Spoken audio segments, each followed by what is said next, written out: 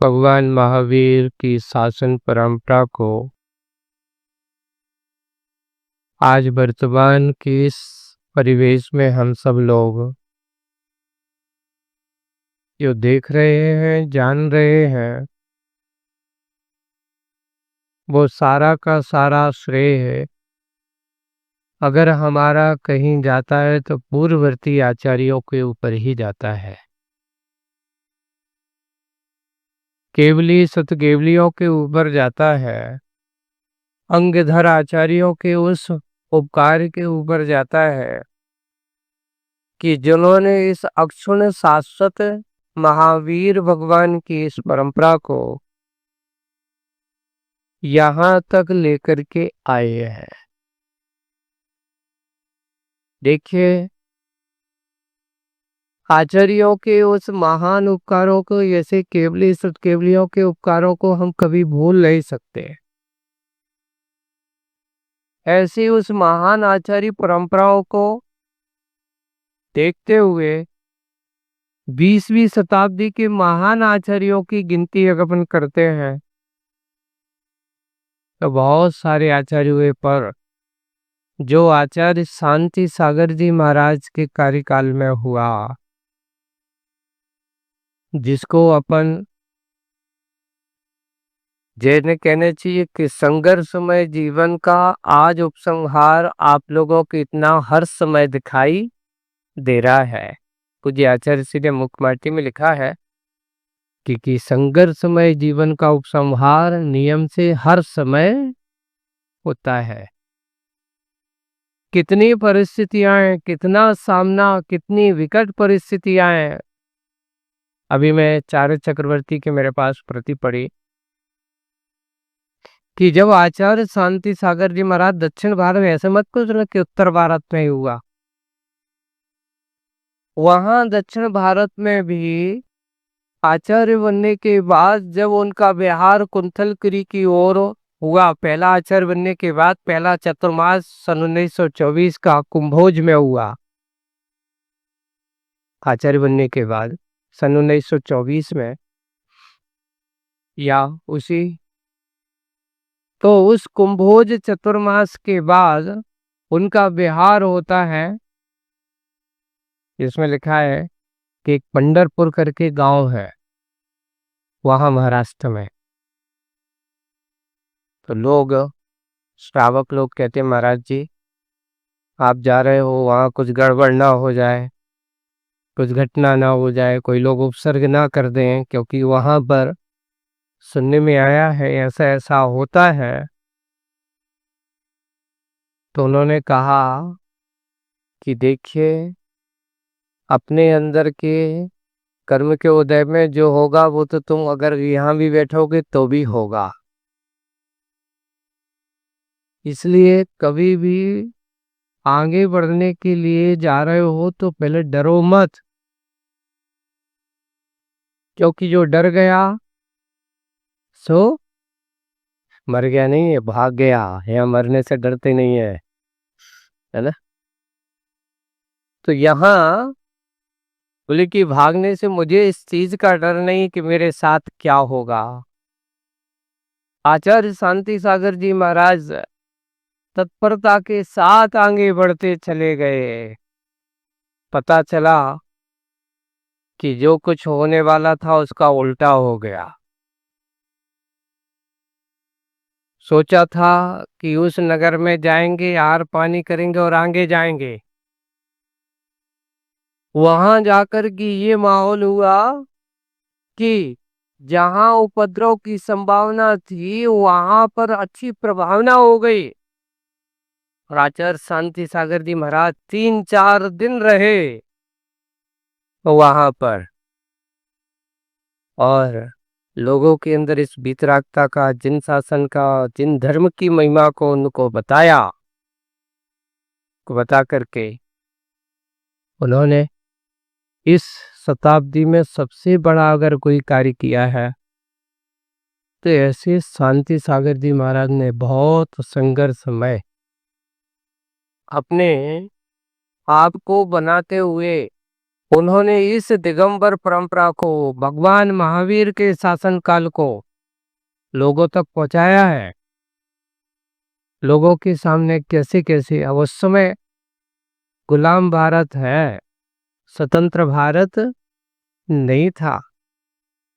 जब 1920 में उन्होंने मुनि दीक्षा ली है, जब भारत गुलाम था, अंग्रेजों का शासन था, और पूरे के पूरे अंग्रेजी शासन काल में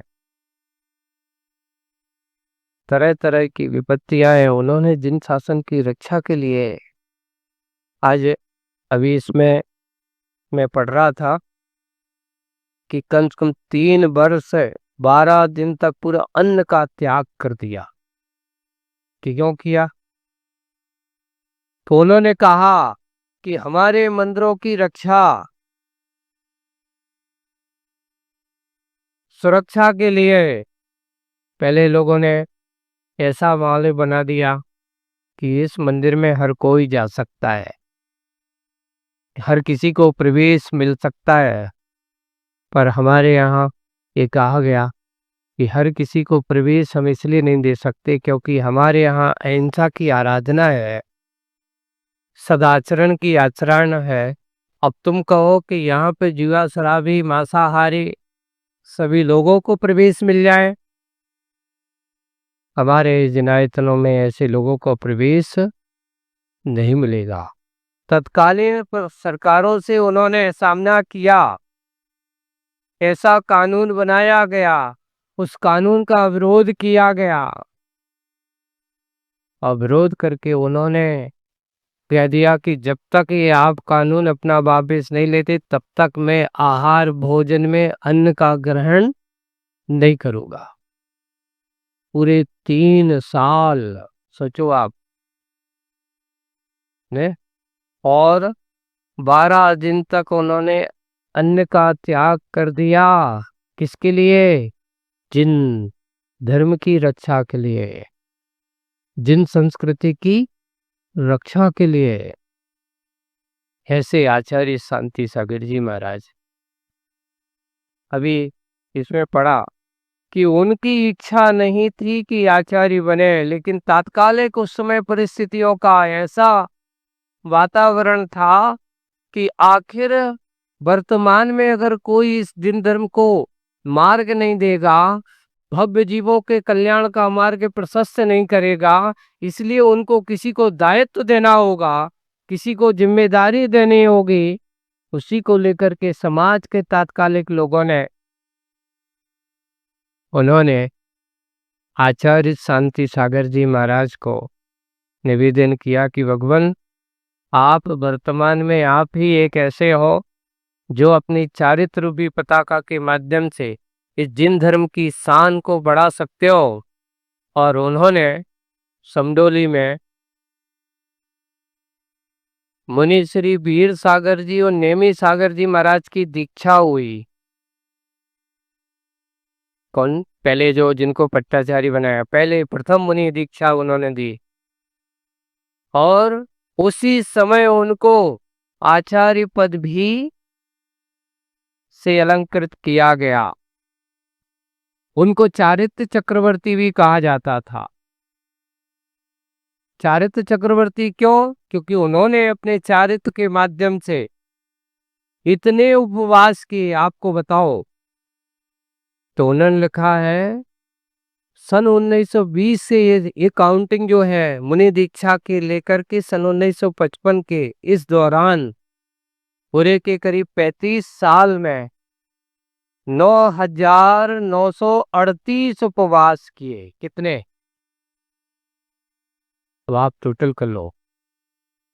ये तो व्रतों के और उनके अपने उपवास आदि की पूरी परिगणना की है, तो 9,938 उपवास करके अपने आप को जिन्होंने ऐसे चारित्र, ऐसे महान तपस्वी, उनको चारित्र चक्रवर्ती की उपाधि कब दी गई? तो ये सन विक्रम संवत 94 ईस्वी सन 1937 में गजपंथा में पंचकल्याणक प्रतिष्ठा के दौरान। कब? गजपत्थर पे यहाँ सिद्धचेत गजपंथा में पंचकल्याणक प्रतिष्ठा के दौरान उनको चारित्र चक्रवर्ती पद से अलंकृत या उनको उपाधि के रूप में ऐसा जब से उनकी पहचान हुई, चारित्र चक्रवर्ती आचार्य शांति सागर जी महाराज। वे कभी पदों की अपेक्षा नहीं रखते थे, लेकिन लोगों ने ऐसी उपमाएं लगा करके, लोक व्यवहार में आज भी लोग कुछ भी बोलते रहते हैं, उनके अंदर एक सामाजिक दृष्टि से, व्यवहारिक दृष्टि से साधु कभी कोई अपनी पद विभूति लेकर के गले में लटका करके नहीं घूमता कि मैं भला ना हूं, है ना। ये तो लोगों की एक अपनी इस प्रकार की आस्था है, वो अपनी आस्था के माध्यम से इस प्रकार करते हुए, और आपने देखे उन्होंने अपने इस पूरे संयम काल में आचार्य बनने के बाद दीक्षाएं हुई, तो उनमें कुल 26 मुनि, 4 आरिकाएं, 16 एलक, 28 शुल्लक और 14 छुल्लिकाएं, यानी कुल मिलाकर के 88 दीक्षाएं दी। किन्ने? आचार्य शांति सागर जी महाराज ने। कि उनके दीक्षा काल यानी उन्होंने ऐसे अनेक भव्य और अनेक व्रतियों की तो संख्या कह ही नहीं सकते, क्योंकि उनका नियम था कि श्रावकों को श्रावक के व्रतों का पालन करना, व्रतमाधारी प्रतिमाएं आदि लेना। उनके यहाँ तो अनेक ऐसी भव्य आत्माएं जिन्होंने 7वीं प्रतिमाएं, दूसरी, तीसरी, 5वीं अनेक प्रतिमाएं लेकर के श्रावकों को व्रतों का पालन, ये तो मात्र दीक्षाओं का यहाँ वर्णन किया गया। ऐसे उन्होंने पूरे के पूरा, अगर ये पूरा 35 साल का उनका संयम काल है, तो उनका जो जन्म है अगर देखा जाए तो पूरी की पूरी 83 वर्ष 2 माह 11 दिन की आयु में, कितनी आयु उनकी? 83 साल 2 माह और 11 दिन उनका पूरा का पूरा इस देह से संबंध रहा, और देह के साथ उन्होंने जीवन व्यतीत किया, क्योंकि उनका जन्म आषाढ़ कृष्णा छठ संवत 1929 अर्थात सन की अपेक्षा से देखा जाए तो 1872 में उनका जन्म हुआ था।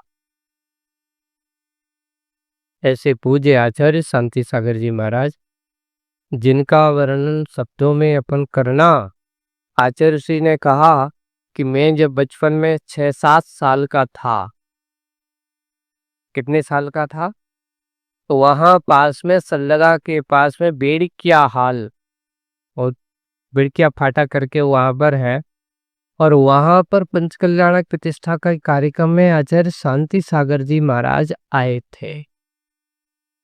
उस समय उन्होंने आचार्य शांति सागर जी महाराज के दर्शन किए थे 7-8 वर्ष की आयु में। अब या और भी कम हो सकती है ना।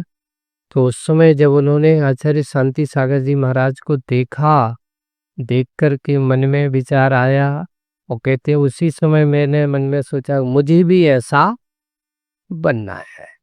उस समय बच्चों के मन में क्या है, जैसे आज अपन कुछ बच्चों से पूछते हैं हमें क्या बनना है, तो वो भी मन में कह देते हमें भी महाराज बनना है, मैं भी ऐसा बनूंगा।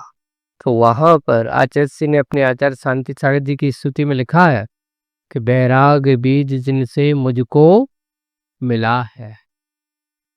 ऐसे वैराग्य का बीज मुझे उन आचार्य शांति सागर जी के दर्शन करने से मुझको मिला था। मन में विचार आया था कि मैं भी मुनि बनूंगा। और देखिए, एक आचार्य शांति सागर जी महाराज की उस चर्या और चारित्र को देख करके एक भव्य जीव के मन में विचार आया, वो भी उसी दक्षिण भारत सल्लगा से भोजगांव ज्यादा दूर नहीं है, 15-20 किलोमीटर का अंतर है मात्र, जिला एक ही है। देखिए, आचार्य शांति सागर जी भी बेलगांव जिले के थे, तो आचार्य विद्यासागर जी महाराज भी बेलगांव जिले के थे। देखिए, दोनों बेलगांव के महान आचार्य ने, एक ने उस आचार्य परंपरा की बागडोर को सौंपते हुए संभाला और अनेक भव्य जीवों का उपकार किया, अनेक भव्य जीवों को मार्ग दिया और मार्ग दे करके उनके मार्ग को प्रशस्त किया। ऐसे आचार्य शांति सागर जी महाराज की उस रूप को देख करके वीर सागर जी महाराज, जो पास के ही औरंगाबाद के पास है के ही थे, उनके लिए भी दीक्षा हुई। उसके बाद नेमी सागर जी और भी अनेक आचार्य हुए। बाद में ऐसी आचार्य परंपरा को आचार्य शांति सागर जी महाराज ने अपने उस आचार्य पद को, उन्होंने कहा कि इस पद प्रतिष्ठा के साथ मेरा कल्याण नहीं होगा, अब मेरा शरीर काम नहीं करता, इसलिए उन्होंने 26 अगस्त सन 1955 को अपना आचार्य पद का त्याग करके पत्र लिख करके वीर सागर जी महाराज को सौंप दिया कि भाई, अब मैं अपने आप का आत्म कल्याण करना चाहता हूँ, मैं अब इस आचार्य पद की जिम्मेदारी तुम्हारे ऊपर सौंप करके अब तुम इस परंपरा को आगे बढ़ाएंगे। तो प्रथम पट्टाचार्य अगर कोई हुए थे तो आचार्य शांति वीर सागर जी, शांति सागर जी की इस परंपरा से। तो प्रथम पट्टाचार्य कौन हो गए? वीर सागर जी महाराज। गुरुओं के प्रति आस्था और भक्ति भाव को हम अगर अपने पास रखते हैं तो ये गुरु भक्ति कभी भी किसी भी प्रकार से कोई आशा अपेक्षा मन रखना चाहिए, मान सम्मान की भाव नहीं रखना चाहिए। अगर ये करोगे तो अपने जीवन में कभी गुरु भक्ति कर ही नहीं पाओगे। इसलिए समर्पित भाव होकर के करना है। ये मत सोचो कि अब कैसे जाएंगे, क्या होगा, ये होगा। कई लोग इसी दुविधा में बैठे रहते हैं कि ऐसा होगा वैसा होगा। अरे, भक्ति से बड़ा पैसा नहीं होता, लेकिन हम पैसे को ज्यादा महत्व दे देते हैं और भक्ति को क्या कर देते हैं, छोटा समझने लगते हैं। और जो ऐसा समझता है वो कभी भी क्या नहीं कर पाता। बड़े बड़े लोग सोचते हैं ऐसा होगा, मेरे से ऐसा किया जाएगा तो मैं करूँगा। पूछ करके करने वाला कभी भगवान की भक्ति कर ही नहीं सकता। परिणामों से अंतरंग भावों के साथ होना चाहिए। मुझसे कहा होता तो मैं ऐसा कर लेता, कहने से करे तो मतलब क्या? बिना कहे जो करे वही सही भक्ति मानी जाती है। हम ऐसी भक्ति को करने का, सार्थक करने की कोशिश करें। इसी भावना से बोलिए परम पूज्य आचार्य गुरुवर श्री विद्यासागर जी महाराज की, आचार्य शांति सागर जी महाराज की।